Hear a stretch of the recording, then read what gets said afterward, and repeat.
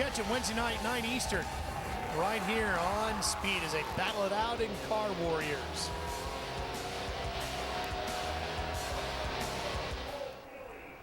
As we get ready for the Supercross class LCQ, you know, we've talked a lot about the injuries with Ryan Dungey and Chad Reed. Trey Kennard injured his back, you might remember, back at Dodger Stadium as he got together with Ryan Morris in the opening lap. In a big way. Yep. Good news is Trey is here with us tonight, and he's standing by with Aaron. Trey Kennard won here in similar conditions back in 2008 in the lights class, but Trey, you're on the sidelines watching. What do these guys need to overcome with conditions like this tonight to take home this win? I think for me in 2008, it was just getting out front early. You know, you have clear vision, and you know, with these mud holes in the water, you know, you get roosted in the face once. It's really slows you down, and you know, you get that big lead out in front. You know, it makes things so much easier. So you know, excited to see this. You know, wish I was out there, but you know, just here to cheer on the Honda guys and hoping for K-Dub to get the victory tonight. Trey, always good to see your smiling face. Have fun here tonight while you can. Some of the key executives from the Honda team standing in the background behind him there. And you know, yeah. Trey was really working the mic today with working the fans. Yeah, he was having a lot of fun out there. This twin picture coming in here. Watching in style. He is #1 for sure. That is cool. Look at that. Got his graphics on there. Got his gear on. Ready to go ride tomorrow. Now I like that. Cole Seeley having his 22nd birthday, and Troy Lee, his team owner, doing a pretty cool paint job of his favorite athlete on his helmet. Yeah, and notice right on the top of his helmet there, they actually put some foam on there, and that lets the sand and mud bounce right off. Here's the problems Cole had in heat #1. You see what happens right here, okay? He goes around and out of the rut. This front end goes out and falls down. Loses tremendous amount of time. It was on the last lap, he had issues too. Off course there. Yeah, and as you take a look at the starting line here, there's some heat in here, Jeff. Yeah, I mean, yeah. Now Cole Seeley has got the very inside gate. The first rider to line up was Kyle Gerke, and he opted not to go in the first gate. So we'll see, you know, in that lights, in the Supercross Lights LCQ is the first time tonight that a rider has got the whole shot. Look at the very not being in the inside gate. Look at the very inside gate. That's Cole Seeley. Look at how he has no ruts once he gets past the gate. There you go. He's got about like 20 yards. I mean, I'm telling you right now. I mean, I think he's going to rip the biggest hole shot right here. Well, he's going to need it. Yeah, that's for sure. And you see, first gate pick was the 697 there on the yellow bike. That's Kyle Gerke. Josh Hansen is in this. Stryker is right next to Seeley on the 695, or 945, I should say. And rain falling again. Not as hard, but it is definitely coming down. Here we go.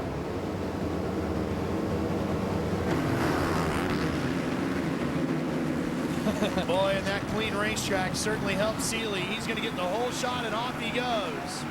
Hansen trying to block that #2 spot, and takes it down. Oh, it cost him. Hansen gets hung up, and now he's got nowhere to go. And the Hardin Huntington rider is frustrated. The Dodgeback machine is going nowhere, and Hansen can't move.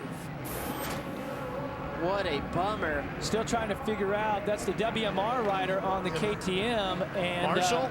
No, the 945, it's Stryker. You can see right there, his front wheel is caught up in Josh Hansen's foot peg, and that's going to do it right there. Josh Hansen extremely upset. Yeah, but both riders going for the same line. Hansen's trying to guard it. Stryker's trying to get after it.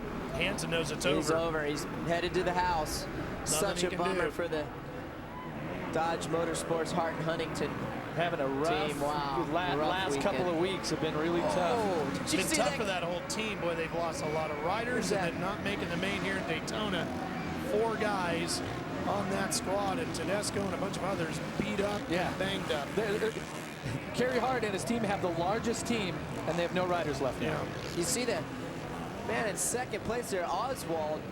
He overjumped at wall part there on the other lane. landed in a thick, deep mud. Looks like Gavin Faith there on the 617 Honda. Let's see if he can jump up on this, because he almost gets past. Oh, hey, look at that. See, doubling now, going to the outside, that on-off. Oh, that was Jeff Alessi jumping over in front of him. Totally cut over on him in the air and almost went off the track himself. There's a transfer spot right in front of him. See what happens here. He's going to go inside right there. Oh. Probably going to get him right here. No, he got cut him off. Oh, and he gets coming splashed. inside. How about that for a move? Change lanes, takes the position. Blasting through the mud. Oh, man. So He got a move, Jeff. face full of mud. Look at that. Move. Oh, man. Oh, he goes for a tear-off. Right into it, and he sinks it. Down he goes. Gerke having his problems, and Kyle Gerke was battling for a transfer, and now he's out of it. Wow. I mean, that's, Ralph, I keep saying it. This is what you wanted. Is this Taking his great? goggles off. It's spectacular video. It's amazing to watch what these guys fight through. It is by far not the fastest race of the year, but sometimes it's the most interesting. Yeah, no, Gerke actually, he got splashed. He went for a tear-off, you know, in a really bad situation, but it tells you the urgency to see is that he could see nothing, so he went for it, then eventually pulled his goggles off. And that's why it's important. We talk about keeping your front end light, keeping your front end up, and if you can jump over as much of those mud puddles as you can, it's just going to be better. You don't want to land in there front wheel first, because you don't know what's buried underneath that water. You know, a big deep rut or something like that, and it, you can see it. That's exactly what happened. That 15 to 20 yards of non-rutted track right after the gate drop has made all the difference for Cole Seeley. He is almost 13 seconds out in front of Jeff Alessi, and he is halfway to the main event. Oh, I think this is Gavin Faith here, and did he move past Jeff Alessi? Timing and scoring still shows him in third. Let's see. Yeah, because Jeff Alessi had the spot. Now it he's in shows him second. dropping Yep. back.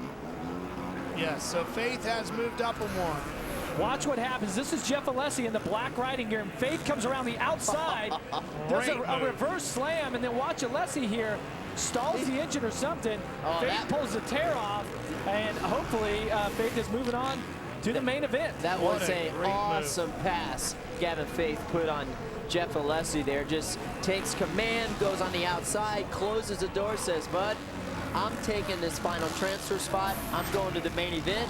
You want to get by me? You're going to have to work for it. And look at this. This is how it ends up. Alessi's just trying to get it started so he doesn't have to try to push it all the way back to the pits because he knows his night is over. Yeah, not fun to push the bike in this mud. What are you talking about, Ricky? We had the mechanic push him. It's not fun for the mechanic to push the bike? No, He might just leave it on the track. Well, we're going to see here. This is Cole Seeley coming through this section. See the yellow flags waving, and sure enough, he's right Still there. Sticking with his machine there, his trusty Now, steed. we can see they've done a little bit of track maintenance. It hasn't been raining as much as it was early. You can see some of these corners starting to dry up a little bit. Form a couple more ruts that you can take, not just one main line. You can see right there, there's an inside rut, there's an outside rut. That first jump there is a little better condition. Not sure what they're going to do about this. I think you're just going to have to grit it out through these sections. And you know, here, look, we're running 6 laps in this main. These guys are going to be out here for 20 laps in the main event for the Supercross class.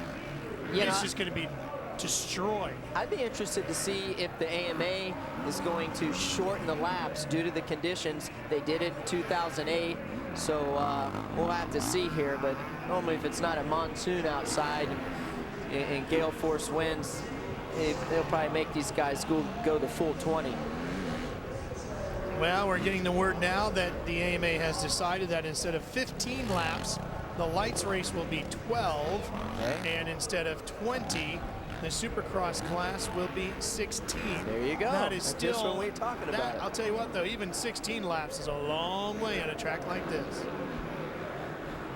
Cole Seeley right now, see him got a little less than 3 laps to go, and you know, you get into these LCQs like this. Here he comes by the finish line.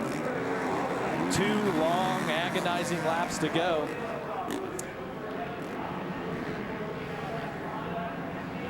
You know, Aaron, we saw with Cole Seeley that the start was such a key to him being able to get out front. Obviously, the lights main event is getting ready. What are they doing to prep the start area now? Well, conditions continue to change, and now that it's not raining, the mud is starting to get a little bit thicker. You can see these guys, the mechanics, are trying to dig a little bit of a trench.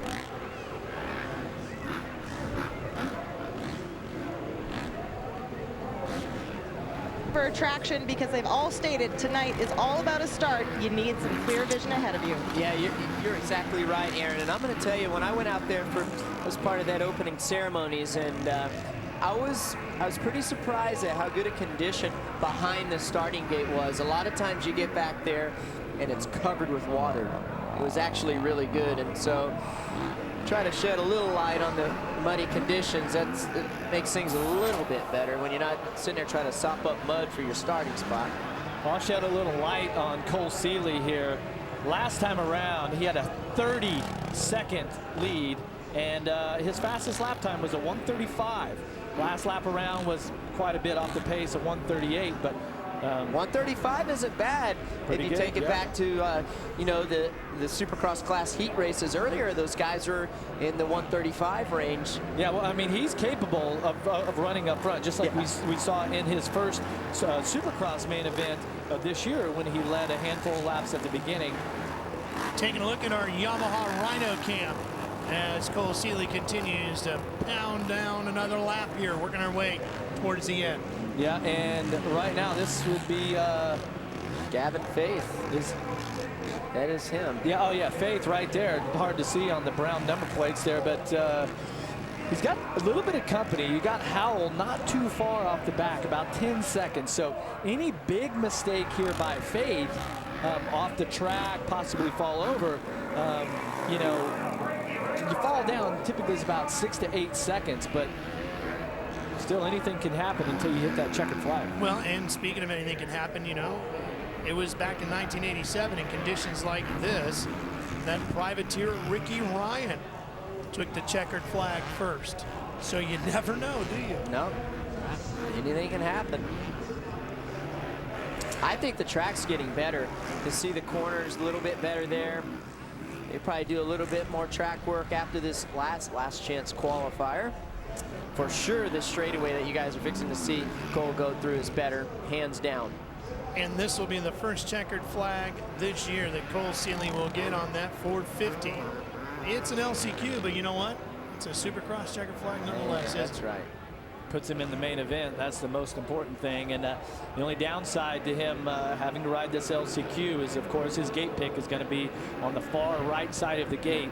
And unless he's got some sort of afterburner on this Honda, it'll be tough to make the grab the whole shot. Here he comes to the checkered flag. Cole Seeley, the birthday boy, taking the win.